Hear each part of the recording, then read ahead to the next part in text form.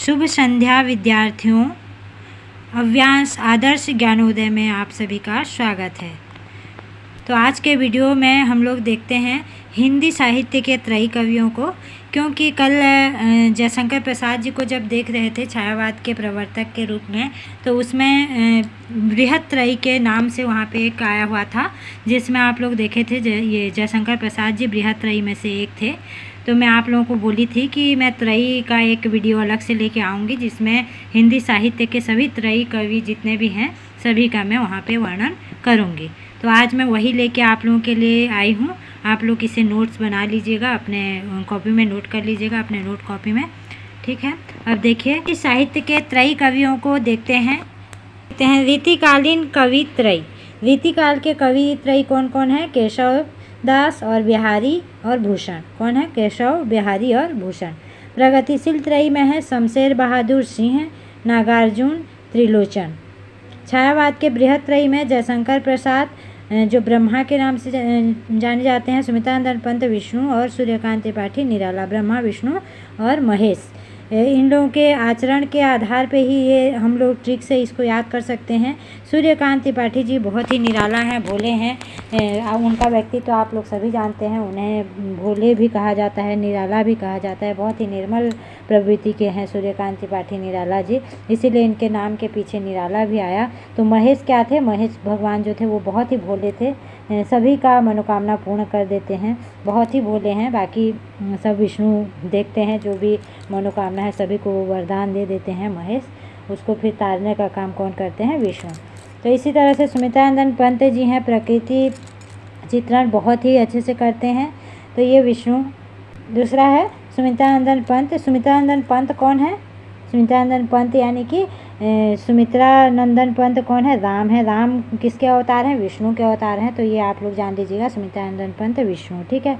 सुमित्रानंदन पंत विष्णु यानी सुमित्रा के जो पुत्र थे वो कौन से अवतार के थे? विष्णु, ठीक है। हाँ, हालांकि कौशल्या के पुत्र राम थे, लेकिन कौशल्या, सुमित्रा और कैकेयी ये तीनों तो सभी चारों बेटों को अपना ही बेटा समझते थे। तो उसी आधार पे आप लोग देख लीजिएगा सुमित्रानंदन कौन है? विष्णु हैं। जयशंकर प्रसाद ब्रह्मा। ब्रह्मा यानी कि पूरे ब्रह्मांड का सृष्टि करने वाला।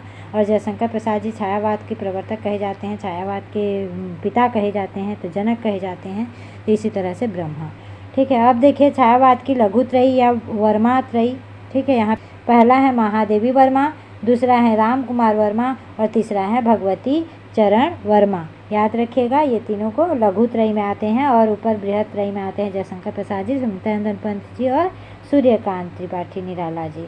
फिर मिश्र बंधु की बृहत त्रयी में देखिए, मिश्र बंधु की बृहत त्रयी में है गोस्वामी तुलसीदास पहला है, दूसरा सूरदास जी हैं और तीसरा है देव, ठीक है। तीसरा है क्या? देव, याद रखिएगा, तीसरा है देव। अब आगे बढ़ते हैं मिश्र बंधु के मध्य त्रयी। मिश्र बंधु के आप लोग बृहत त्रयी देख लिए, मिश्र बंधु की मध्य त्रयी कौन कौन है? बिहारी हैं, भूषण हैं और केशव हैं। बिहारी, भूषण और केशव, ठीक है। अब मिश्र बंधु के ही लघु त्रयी, यानी इसमें देखिए बृहत त्रयी भी लिए हैं, ये मध्य त्रयी भी लिए हैं और लघु त्रयी भी लिए हैं, याद रखिएगा। तो मिश्र बंधु की लघु त्रयी में है मतीराम, चंद्रवरदाई और हरिश्चंद्र, ठीक है। अब आप देखिए शतक त्रयी। शतक त्रयी में कौन कौन आते हैं?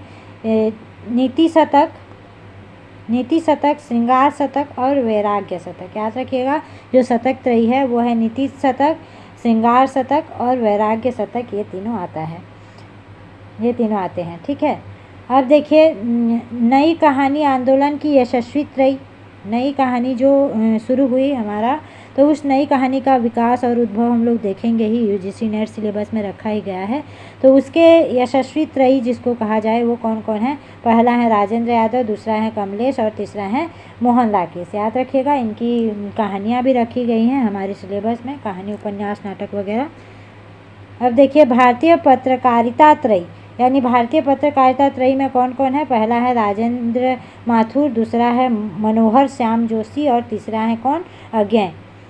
इनका पूरा नाम क्या है? आप लोग कमेंट्स बॉक्स में लिख के बताइएगा, अज्ञेय का पूरा नाम क्या है। धन्यवाद। आज इतने ही।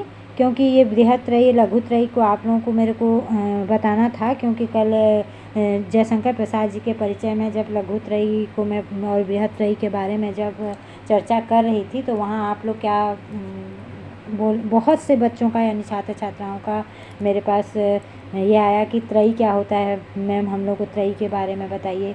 तो सभी युग का जो त्रयी होते हैं उसको मैं यहाँ पे आप लोगों के लिए लेके आई थी। अब हम मिलते हैं अगले वीडियो में। धन्यवाद।